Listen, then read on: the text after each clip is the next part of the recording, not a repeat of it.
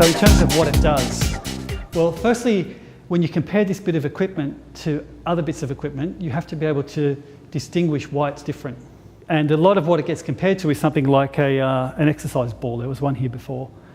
So the freeFORM board basically rolls on a supporting surface in what I describe as a planar motion, a planar movement. A plane is a flat surface. So it's one flat surface moving along another flat surface. Now you compare that to a wheel or a board that rolls on an axis. So here you have a surface that rolls along a surface rather than something that rolls on an axis. When something rolls on an axis, whatever's on it rolls off. When something rolls on a plane, whatever's on it can stay on it. The fact that it moves on a plane and doesn't tip over means that your constant connection and constant movement is possible where it's not possible on things that are less stable or roll on an axis. The fact that it moves in any direction, so there's things that are in a track and they roll forwards and backwards. A reformer rolls forwards and backwards. There's other products that roll forwards and backwards, but this rolls, and they also roll on a plane. And they're also stable, but they don't do that in every direction. So this does this direction, circles, and every combination of every direction. Because it's small, even if a Swiss ball could roll on a plane and you could stay in contact with it, it's too big to go around you and under you and all of these things. And the low friction means you need less energy to do those movements.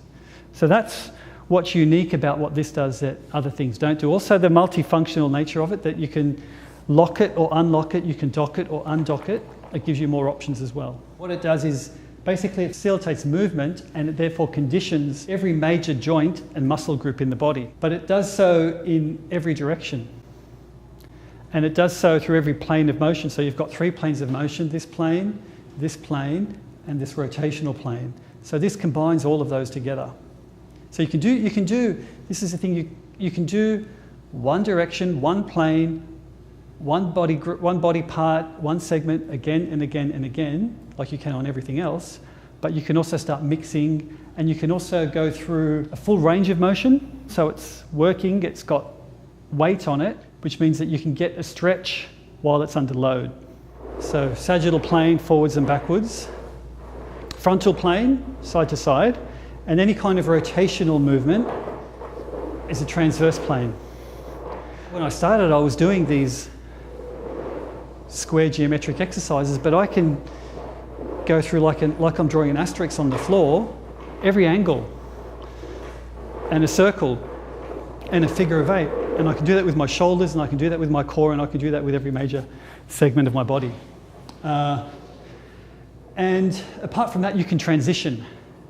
What that means is I can transition from being here, standing, to here, front on, face down, to side on, to face up, to sitting down,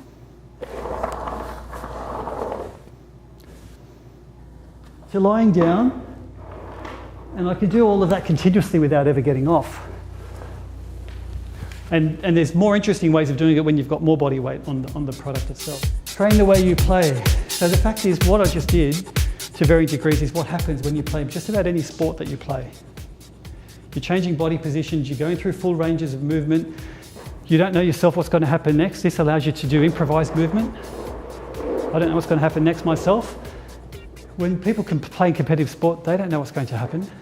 But when they go to the gym, they're not really training the way they compete. And I'm not saying that every exercise you do has to be like that, it doesn't. But there is a constant theme I come up with the elite sporting coaches.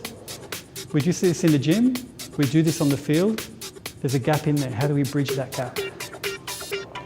And so one top sports coach, sports physiotherapist in Australia, said that this helps narrow the gap between how they train in the gym and how they play on the field. Okay, this is where someone at a trade show, face-to-face, or someone who goes into a health club is going to have to explain, because I can get in here and I can do, you know, these kinds of things like this, and then I go to the PT coordinator or the group exercise coordinator and say, last thing we want in our gyms is that. So you go to the trade show, you do these kinds of movements, everyone goes, wow, look at this, you get their attention. And you say, yes, however, This is something I call an exercise matrix. It tells you what variables you have to play with. It takes all the possibilities and identifies what they are. So I might give you a visual demonstration as I explain them. So now I'm on hands and knees. It's what you would describe as a short lever. I'm only supporting this much of my body. It takes no effort whatsoever. So then I put my foot on here. A short lever. It's not an extreme stretch. It's a short range of motion. And I'm on a base of support, 3 limbs on the floor, 1 limb on the board. So my 70-year-old grandmother can do this, and it's safe. She may want to put a knee pad under her knee. So apart from that, then you can change directions. Now what I'm changing is direction of my hip joint. I've got my body position fixed and I'm changing the joint. I can also change the body position. So there's all these variables that I'm trying to classify, map out for people. So this movement, this movement, this movement. And then if you want to go into slightly more challenging ranges of motion, instead of doing this, you do this. You see? So I'm just playing with all these little variables that I've designed here. I've got a 3-limb base of support, 1 direction of movement. Now I've got a 2-limb base of support, 1 direction of movement. Now I've got a 2-limb base of support, 2 directions of movement. And another direction, and another one. So you can make it as simple as you like, or as challenging. So in a 4-point short lever movement, now I'm in a long lever movement. Okay? And the same thing, these are called, on the abdominal muscles, you see how my body's not moving, my hip's moving, my body's not moving. That's called isometric, static. There's also something called isotonic. Isotonic is when the muscle shortens and lengthens. 2 base of support, 2 on the board, short lever. Again, I'm sure any of you can do this reasonably easily. If I want to just slightly increase the lever length and how challenging it is, you see, if I move my shoulders a bit more, there's more of my body I need to support. If I come onto my hands, it's very challenging. I can reverse that and do it this way. So this is called an open and closed kinetic chain, and this isn't for your benefit. This is for the sports scientist who will be explaining it to another sports scientist. So an open chain movement is one where your limb can move. A closed chain is when your limb is fixed. This is closed chain on the upper body, open chain on the lower body. And then I can easily reverse that. And it will have a slightly different effect. And then I can just as easily move into a lateral body position, and instead of working the front of my abdomen, I'm working the side of my abdomen. You see? And then I can go forward and add directional changes to that movement. And then I can do circles.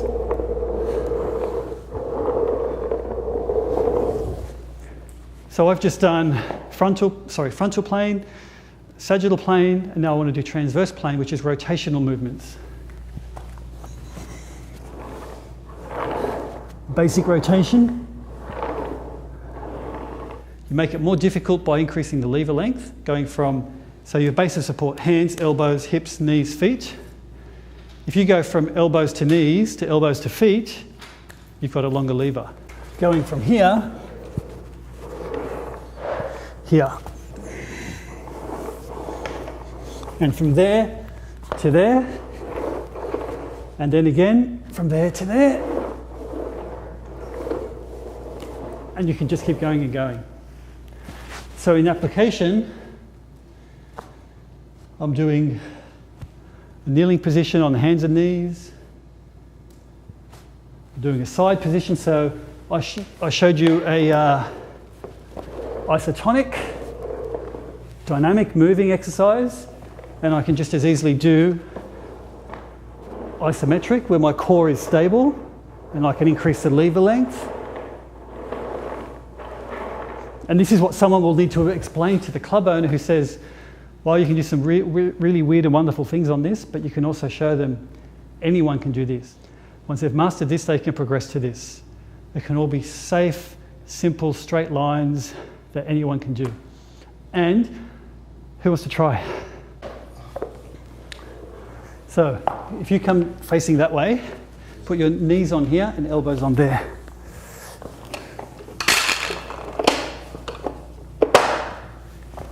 Okay, so move in and out. You feel your abdominal muscles working? Yeah? To there. Okay, go out again and just take your arms out a bit more. Okay, come back. So you feel that? You feel like you're still in control? Yeah. Yep. Okay, turn side on. Put your knees completely side on. Put this elbow facing that way. This hand supporting, second support. Go out sideways. Let your left knee sit on top of your right knee. Your left knee can come off the floor. Be completely side on, that's it. Go out.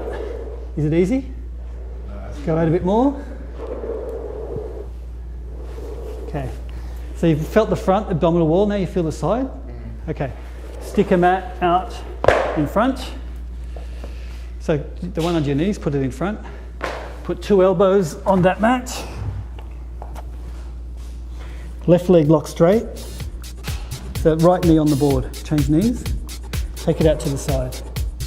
Lift your hips up a little, tuck the board under and take it out to the other side. You let this spine twist a little bit. Come up and go the other way. Okay, keep breathing. So you feel that? Okay, we'll do one more. Put your knees on the board. So last time, just do it again quickly. Put your knees on the board and elbows on.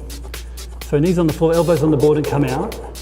Okay, short lever movement. Come up, hands on the board. Now be very careful with this, don't go too far. Hands on the top surface. Never put your fingers underneath.